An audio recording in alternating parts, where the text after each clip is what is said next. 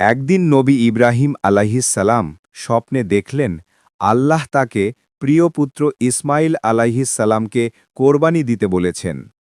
এই আদেশ ছিল এক কঠিন পরীক্ষা, কিন্তু ইব্রাহিম আলাইহিসসালাম দ্বিধা করলেন না। তিনি জানতেন আল্লাহ আদেশের পেছনে আছে গভীর রহমত।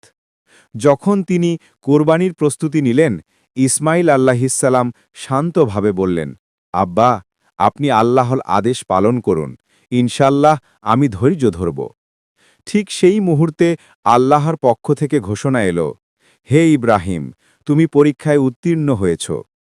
ইসমাইল আলাইহিসসালামের পরিবর্তে আল্লাহ একটি দুম্বা পাঠালেন কোরবানির জন্য।